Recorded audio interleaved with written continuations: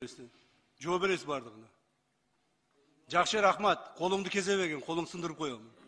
Колуңду сындырып коем. Биринчиден, экинчиден.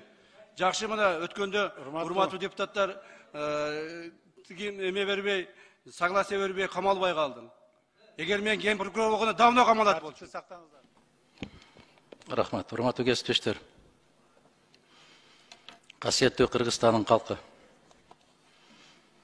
Мен 5 айдан бери биринчи жолу ушу микрофонго чыгып атам, ушу трибунага.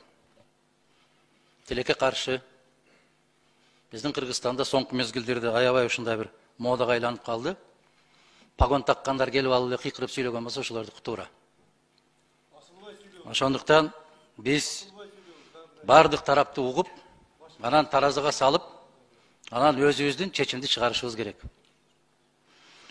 Мына азыр айтты Малумаров, Лейлек районуна балдарды ээрчитип барып. Биз фракция менен бардык. Фракциянын курамы менен бардык. Ошол жерде жыйынды өткөрдүк. Эл менен жолугуштук. Бул бир. Баткен районунун губернатору, Лейлек районунун акими биз менен чогуу жүрдү. Бардык сөздөрдү укту.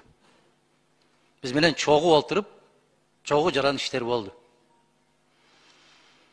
Ташматов деген менен сүйлөшөт дейт. Ташматовың, Бешматовыңды кимди болсоң ошонуңду карма дагы. Эгер аткезчилик кылып аткан болсо, өмүр бою камап сал.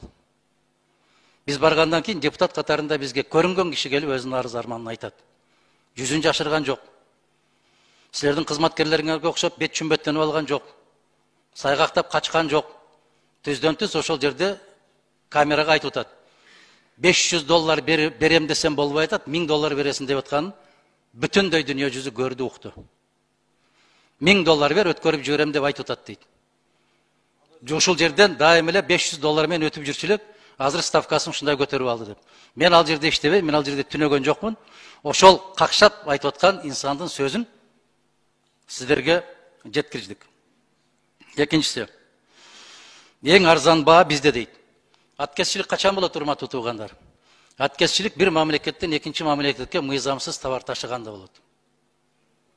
Эгерде мыйзамсыз товар ташып аткан болсо, ошол жерде тургандардын бардыгы чек арада туруш керек. Кыргызстандын ичинде, бир райондун ичинде 2 айылдын ортосунда эч кандай пост турбаш керек. Мен дагы бир жолу айтам. Мына ошол жердегилердин баарын какшап жазып аткандары ар бирибиздин колубузда бар. Ошол райондун депутаттары, шайланып келген райондун депутаттарына кайрылып аткандар бар. Мына момундай болуп, ачыктан ачык дыйкандарга селитра жетишпейт, кымбат. Шарибек Оразалиев деген мырза урматтуу Абдикарим Карбековичке кайрылып атат. Бул киши ким? Баткен районундагы азыр өкмөттүн өкүлүбү, кимдин өкүлү экенин да билбей калдым азыр. Мына ошол областтын губернаторуна кайрылып атат. Лейлек районунан Колунду айыл аймагына жер семирткич жетпейт. Областтын губернатору жооп берип атат. Эртеге точка коем дейт. Андан бери 9 күн өттү. 25 тонна селитраны алып аратып, ошол жерден өткөрө албастан кайрадан төгүп таштап кетип калды. Кимге пайда, кимге зыян? Чек араны кайтарыш керек. 2 айылдын ортосун эмес. Аткезчилик болгондо күйүүчү май деп атасыңар, же башка бир өсүмдүк майын деп атасыңар. Ал өсүмдүк майлар аткезчилик боюнча болсо, Кыргызстандан башка жака чыкпайт. Кыргызстанда өстүрбөйт аны. Кыргызстан чыгарбайт алмайды. Контрабанда менен сыртка ташып кеткендиктей. Биздикилер араңдан араң сырттан ташып келип атат. Азык-түлүк коопсуздугу жөнүндө сөз кылып атат. Азык-түлүк коопсуздугу качан пайда болот? Качан ошол дыйкандарга арзан жер семирткич келип, дыйкандар өз убагында сейип калганда. Азыр жай башталды. Азырга чейин турат.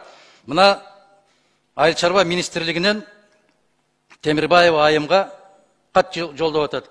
Сиздин сунушуңуз боюнча дейт, мамлекеттик материалдык резерв фонду аркылуу Өзбекстан Республикасынан алынып келинген 4977 тонна болсо керек. Аммиак селитрасын Баткен областынын дыйкандарына бөлүнгөн 378 тоннасы Кызылкыя шаарында кампасында турат дейт. Кызылкыяда турат, Кулундуга жетпейт.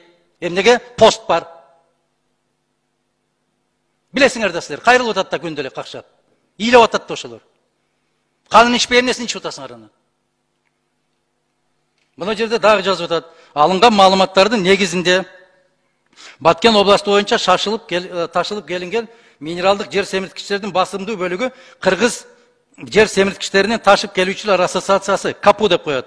тиешелүү жетекчиси Акунбеков телефондон берип атасыздар. 2800 тонна аммиак селитрасы баасы 38 сомдон болуп атат. Биздики кымбат болгон үчүн сатылбай атат деп Айыл чарба министри берип атат бул катты. Мадумаров жазып аткан жок. Андан кийин мына айыл өкмөттүн башчысы Маликов деген азамат кайрылып атат. Кулунда айыл өкмөтүнүн башчысы маалымдама берип атат. Постто турган азаматтарга, тойбогон азаматтарга. Берилет ушул маалымдама Кулунда айыл өкмөтү тарабынан Кулунда айылынын тургуну Сулайман уулу Кубатбекке дыйкандарга сатуу үчүн Кызылкыя шаарынан 25 тонна жер семирткич түрүн алып келет. Блокпосттордон өтүү уруксат бериңизди суранабыз. Шофер Марасилов Газбек Тагаевич номери 7887 прицеп 08 бүт номери менен берип атат. Айланайындар. Айыл өкмөттүн башчысы берип атат ушуну. Мадумаров берип аткан жок. Артында дагы ишенбесе, момундай кылып бүтүндөй кимге канча кап керек? 25 кап, 15 кап, 40 кап деп туруп, кол коюп туруп берип атат. Булар да өтпөй атат. Себеп тойбой атат посттор. Мына ушуну айтып атабыз биз. Эгерде кимдин кайсы бир айылдан шайланып келген депутаттар мага ушул айтылган нерселер өз убагында келип атат десе айтыңыздар. Алар эмес, мына Айыл чарба министрлиги жооп берип атат. Биздикинин баасы момунча болуп атат, бирок эл ташып келген арзан болгондуктан биздикилер өтпөй атат деп, туура, жолдош министр? Мына мына жерде расмий түрдө жооп алды. Эгер бул жооп туура эмес болгон болсо, Миргүл айым, сизге да алдыңыз да ушул жоопту, туура? Биз факты менен сүйлөйбүз. Жалаң факты менен сүйлөйбүз. Эгерде кара баягы жаманатты кылам дей турган болсоңор, 3 күн кайра КТРдин менен регионуңардан сайратсаңар, элдин башын маң кылабыз деген болсоңор, эл азыр түшүнүп калган. Крышавать этип атат деген сөздөрдү. Мен ушул сөздөрдү билбейт экенмин. Аны менен силер алек болосуңар. Кимди крышавать этип атканыңды билсеңиз, четинен алып барып камаңыз. Камаганга устасыңар азыр силер. Ар кандай жалааны жаап туруп, 2 айдан кийин чыгарып, бирдеме десе, ушинтип койдук да деп коюп кете бере турган заман болуп калган. Ошондуктан урматтуу кесиптештер, биз фракция менен барып келген жыйындын жыйынтыгы боюнча областтык жетекчилик менен дагы, райондук жетекчиликтер менен дагы керемет сүйлөшкөнбүз. Мына ошолордун жыйынтыгын көрүп атабыз, биз кызматташып атабыз. Экинчиден, коопсуздук кызматынын кызматкери болобу, чек ара кызматкери болобу, ички иштер министрлиги болобу. Мына ички иштер министрлигинин ошол жердеги башкармасы полковник мыкты өзүн алып жүрдү. Бардык кызматтын жетекчилери мыкты алып жүрдү. Областын жетекчиси, коопсуздук кызматынын жетекчиси мыкты алып жүрдү. А жанакы бизде иштебейт деди ошол жерде качып жүргөн жигиттерди. Бизде иштебейт деп жооп берди. Биздин кызматкер эмес деп жооп берди. Биз Казакстанга бардык. Биз Кыргыз парламентинин депутаттарыбыз. Ошол жерде барыңыздар, күбө болдуңуздар. Бажы кызматы болобу, чек ара кызматы болобу, полковниктер келди дагы, айтты. Нөмөт жетекчиси полковник Баландаймын. Түкүндөймүн. Муну маданияттуулук деп коет. Кыргыз Республикасынын аймагында жогорку кеңештин депутаты кандай жерге барбасын, ошол жерге жооптуу киши келип өзүн тааныштырууга милдеттүү. Эгерде сабаттуу болуп 36 тамганы тааныган болсо, кыргыз мыйзамдарын окуган болсо. Жок кокустан келип калган болсо, ошондой болуп жапай болуп качат аны, эмне кылышын билбей. Биз, урматтуу депутаттар, абийирибиздин алдында, жараткандын алдында ушул кезге чейин таптаза келгенбиз, соңку демибиз чыкканга чейин таптаза ойдон кетебиз. Каралагандар көп болгон. Алардын бирөө жок бүгүн. Ошондуктан мен Самый кожо Мирлан мырзага, Балбак мырзага ыраазычылык билдирем. Баш кесмек бар, тил кесмек жок. Уруксат берип койгонуңуздар үчүн терең ыраазычылык билдирем. Тийиштүү маалымат. Саламатсыздарбы, урматтуу кыргыз калай калкым. Барыңыздарга менин саламдашы менен Московский районунун колдоочу Атахан Килсамбаевич Мадумаровдун колдоочулары Московский районунун кайрылуу жасашып жатышат. Саламатсыздарбы барыңыздарга. Кечээки жогорку кеңеште болуп өткөн кайым айтышуу боюнча күбө болдуңуздар, бардыңыздар. Ошол күбө кайым айтышууда Ташиев Атахан Килсамбаевичтин колун сындырам, каматамын деген сөзүнө ушул жерге келип баардыгыбыз чогулуп отурабыз. Бул Ташиевдин колун сындырам дегени, бул кыргыз элинин бүтүндөй элинин колун сындырам дегени. Ошон үчүн бул жерге азыр да чогулуп баарыбыз өз оюбузду айтып кетсек, саламатсызбы? Assalamu alaikum. Manas atабыздын урдактары, жалпы кыргыз элине. Кечеги кайма айтыш боюнча биринчиден аты жөнүм айтып кетейин. Мен Чыныбек Сыпатаев, Беловодский айылынын тургуну болом. Кайма айтыш боюнча айтсак, бул жерде мен пикирим боюнча мындай болуп атат да. Азыркы биздин Кыргызстанда бийлик бир эле адамдын колунда болгондой болуп калды. Ошондой эле биз эл шайлаган эл өкүлдөрү жогорку кеңештин депутаттарына келип туруп, ушундай ошол эле учурда бир эле депутатка Мадумаров Адахан Кимсанбаевичка ушу колун сындырам, сени каматам дегени бул жалпы кыргыз элине укугун тебелетип, анткени бул жалпы кыргыз элинин Адахан Кимсанбаевичтин шайлоочуларынын колун сындырам дегенге барабар болуп атат да. Анан ошондуктан мен айтарым мындай болуп атат да, жогорку кеңеш деген бул эмне? Бул элдин өкүлдөрү, бул бийлик. Анан келип туруп министр болобу, президент болобу, кимиси болбосо да ошол жерден төрага уруксат бермейинче сөз алууга болбойт. Андан тышкары ошол жерден мындай маданиятсыздыкты да көрсөткөн туура болбойт да. Бул жерден Адахан Кимсанбаевич биздин жанагы чыркыраган элдин чындыгын алып келип, жогорку кеңешке айтып атса, келип жанагы мындайча айтканда президентке баш ийген ГКМБнын чоңу Кыдыршанын уулу Камчыбек мырза колун сындырам дегени бул туура эмес го дейм да, бул маданиятсыздык. Анан бизде азыркы маалда бир коркуч сезим болуп калды. Биз ар бир өзүбүздүн чындыгыбызды айтса, анда артыбызды карап, мындай карап калабызбы. Ким келип мени азыр колуман сүйрөп кетет, ким барып менин чындыкты айтканым үчүн барып камап салат. Бул туура эмес го деймин да. Ошондуктан баарыңардан суранат элем, ушул биз шайлаган Кимсанбаевичти колдоп, Кыдырша уулу Камчыбек мырза ушул кечеки балким мындай ачууга алдырып койдуңарбы, бирок ушул Кимсанбаевичтен сиз кечирим сурасаңыз туура болот эле. Кыргыздын атынан. Анткени биздин мыйзамга биз баш ийебиз. Конституциянын негизинде баарыбыз тең ушул конституцияга баш ийебиз. Баарыбыз тең эле Кыргызстандын гүлдөп кетсин, Кыргызстандын жашап кетсин деп ушундай үмүт менен жашап атабыз. Анан кийин эми бардык нерсени айтып берсек көп бизде көйгөйлөр. Ошол эле кымбатчылык, ошол эле аккешчилик, ошол эле жанагы бизде жанагы криминалдар көп болот мындай. Ошол жагы деле көп. Бирок биз бул жерде бүгүн чыгып кайрылган себебибиз ушундай мыйзамсыз конституцияны тебелебейли дегенибиз да.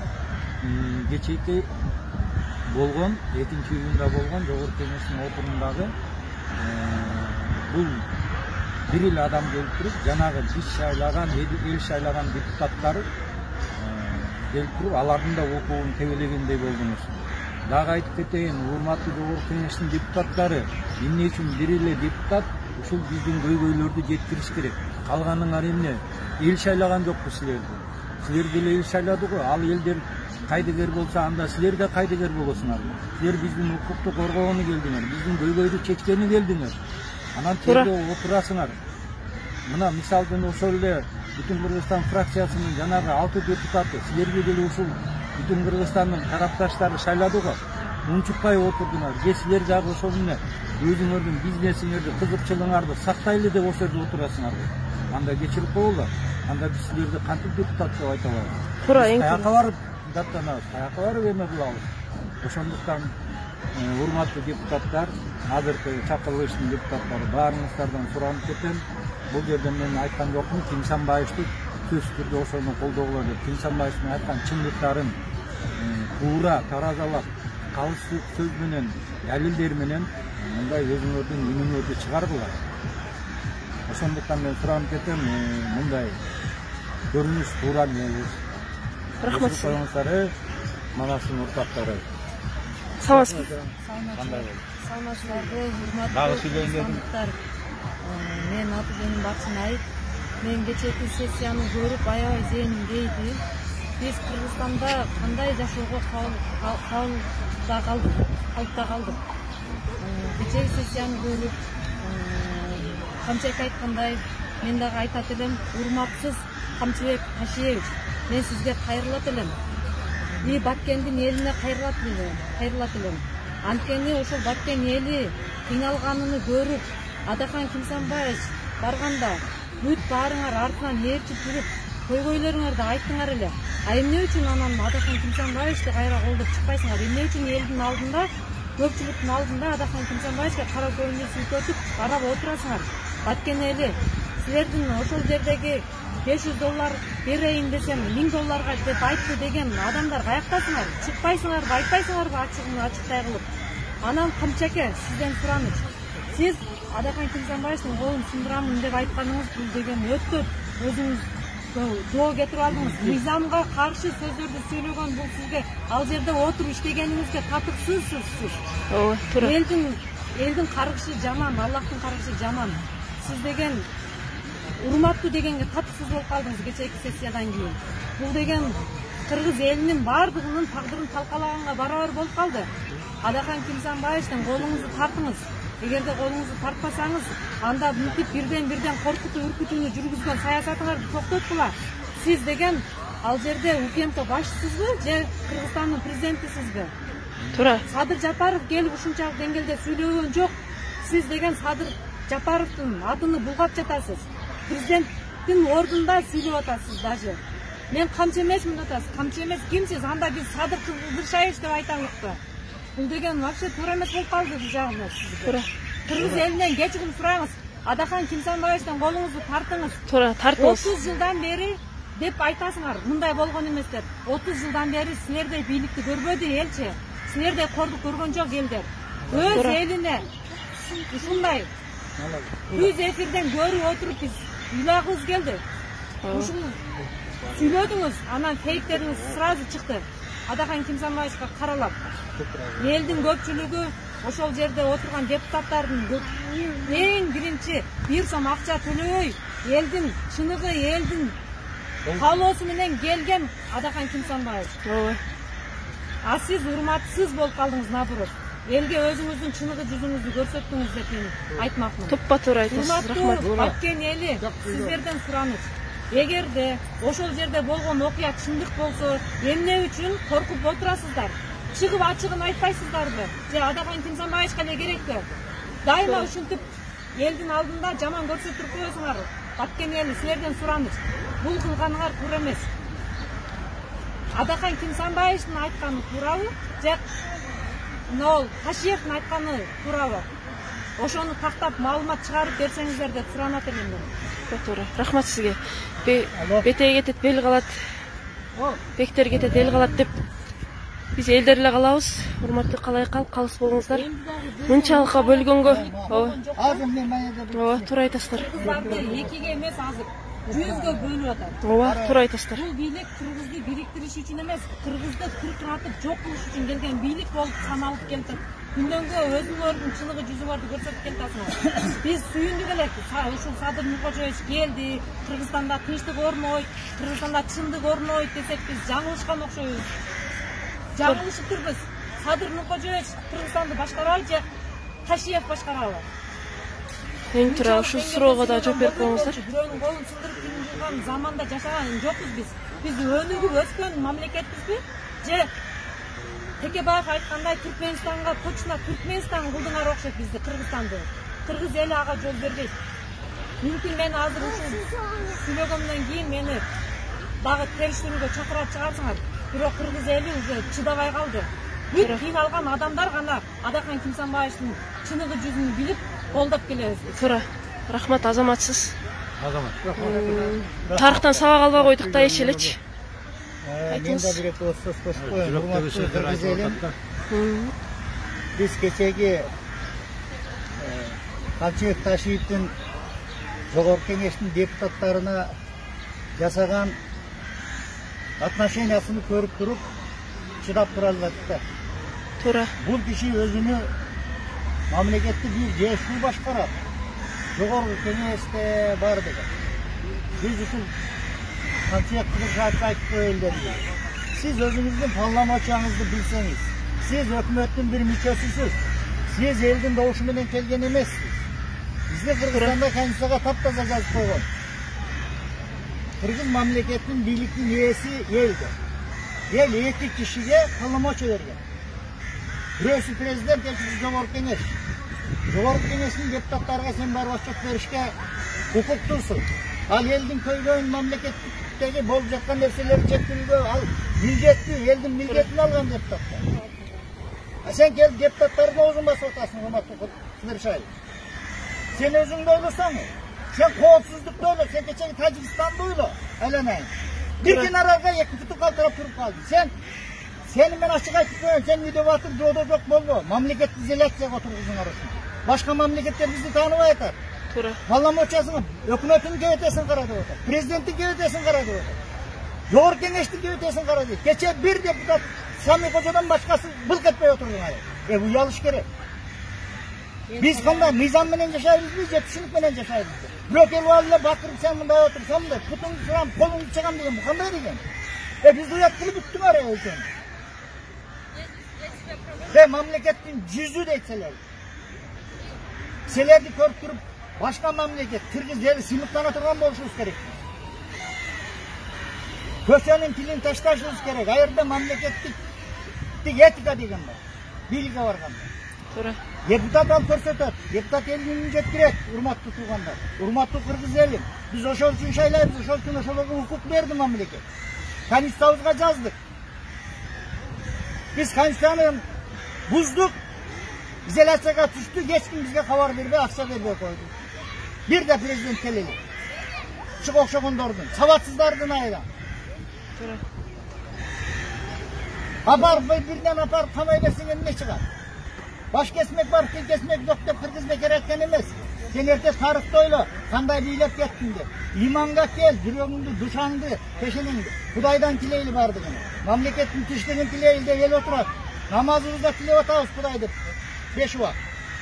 Şu bizim Kırgız mamleket önümüz etsek er. Birliktekilerge bir iman versek en. Sen pereorot adakan kimsen bağış kılbayt. Pereorot men kılbaymış. Pereorot bular kılbayt. Pereorot kuday kılat siler.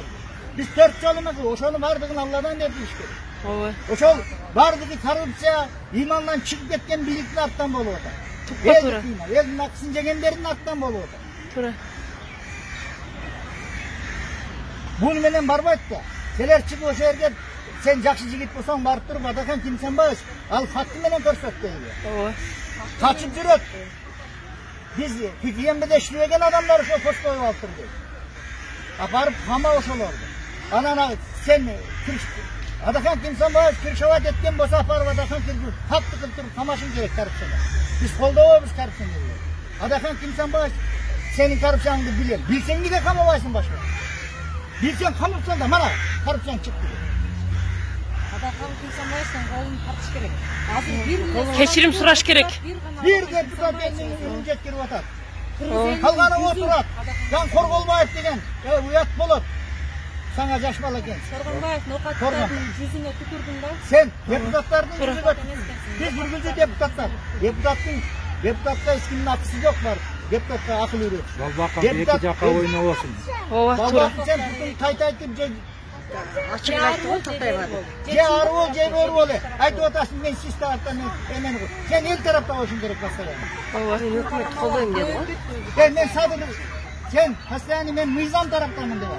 Oşonda el koldaş men Sadır Nurkocayev taraftanım. Bilger Akting'e Soronbay taraftanım. Sen Mizam taraftanım, el taraftanım desen seni el koldaş. Eğlen ayıncalan savatsızlar var var. Ne degen sözünü bilmeyip. Eksik. Mizam degenlik düşündü etmiyor. Daha Orusça söylep koyuyor ana. Orusçan seni getirip söyleyelmegenden ki Kırgız tili söyle.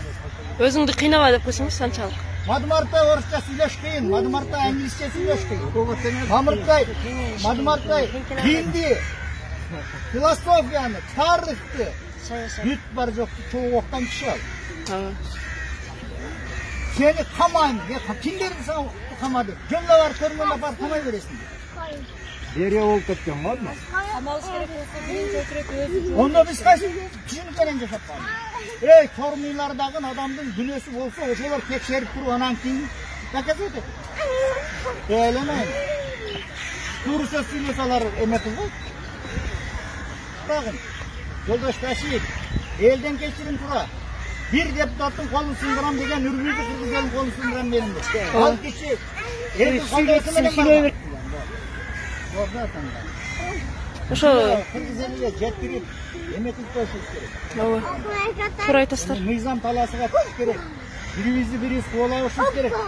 Jogorku Kengeş, hökümet, çoğu, prezident bol işte özünün tadını kotardılar. Barval, Muştaş, sen kolun sındıran, sen tutun sulan, narın pilin julan. Bu boluydu da. Nizamga gelip nizam talasıga düşüşümüz gerek, urmak tutulganda.